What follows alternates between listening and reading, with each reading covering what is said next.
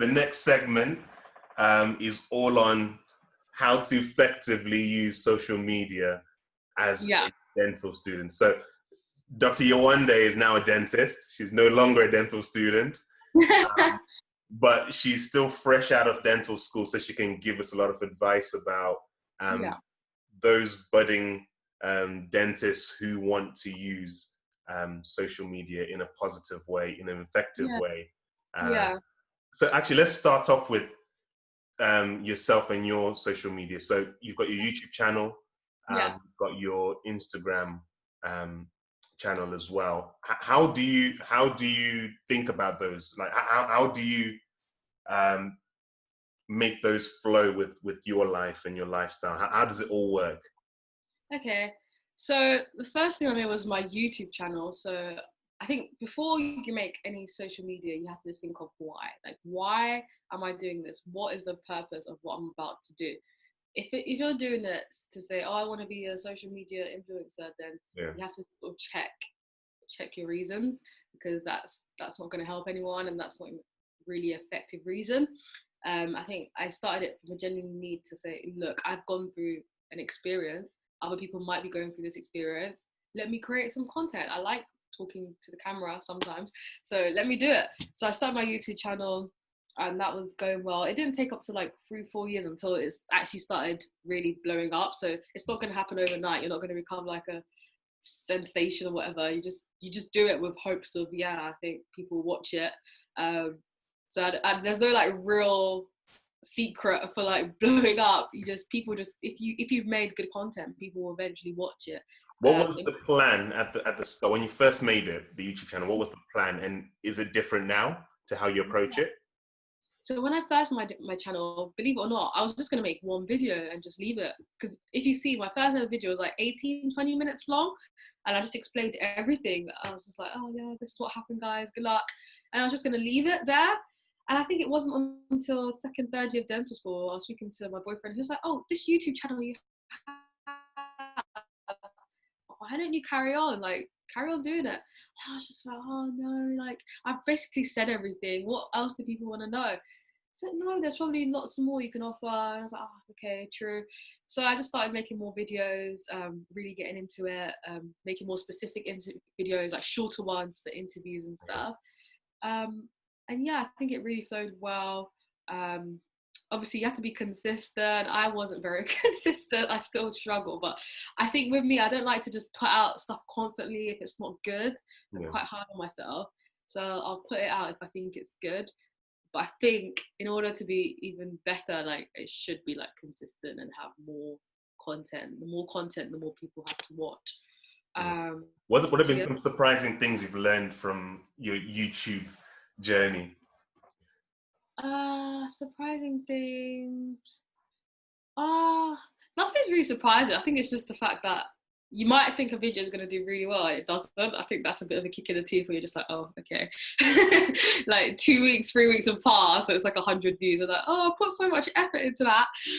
But don't let that defeat you. Do you know what I mean? If it hasn't done well, you can just do another video, and that might do that. So I think it's just learning to just accept that not everything's going to be fantastic, and just, I'm not saying lower your expectations, but don't be too upset if you don't get like 1,000 views in one day, because it's not going to happen. And I always think it's going to be interesting to look back in 20-30 years and just see where your mind was at. What were you thinking? What were you saying to people? Exactly.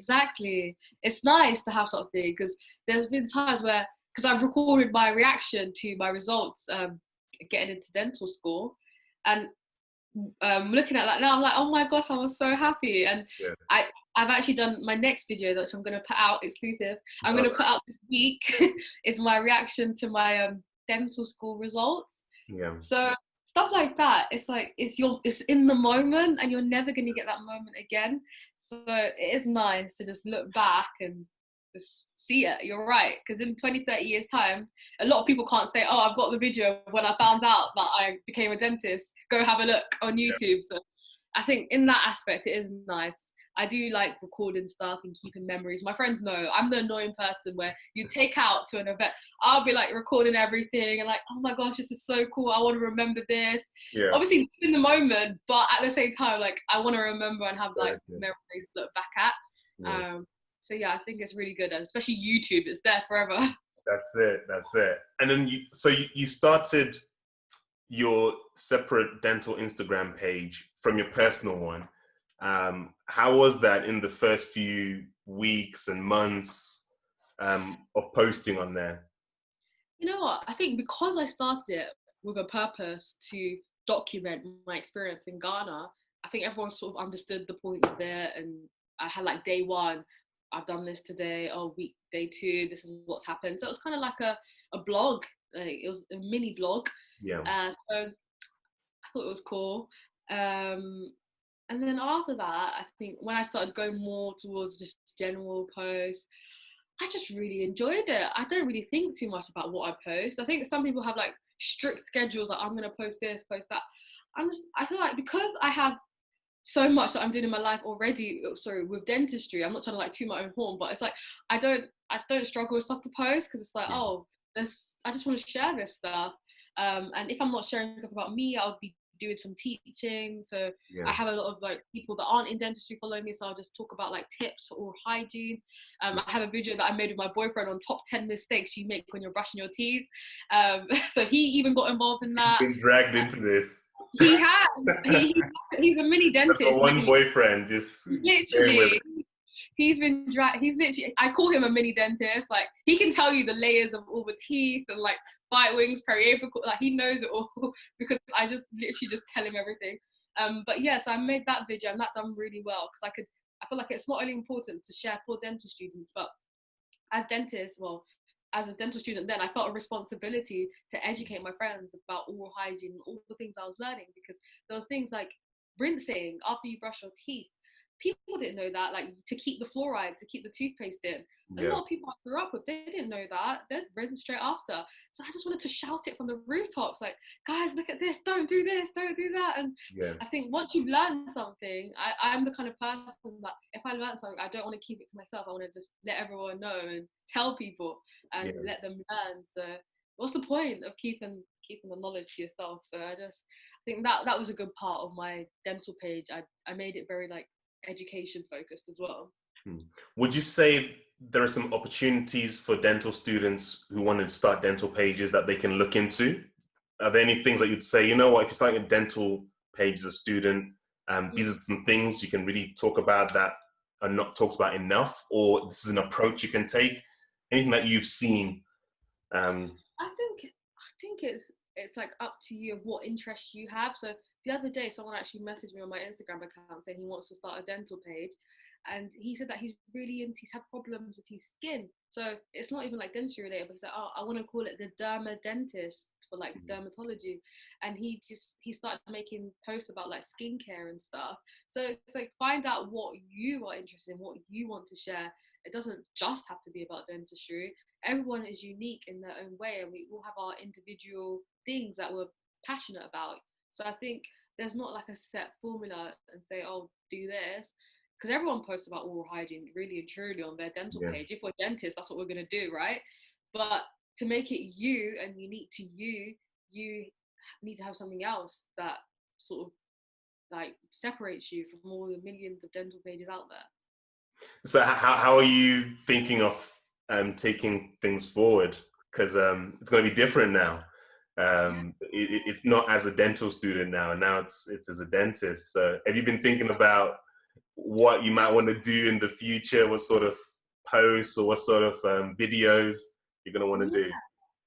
I'm kind of currently just carrying on as I am. You know, I don't think, even though I've changed into a dentist, I haven't changed to what I am. And I'm still going to do my YouTube videos. Just because I'm a dentist now doesn't mean I can't still make stuff for students. So I'm still going to do posts to students, and I'm still going to just do what I'm doing.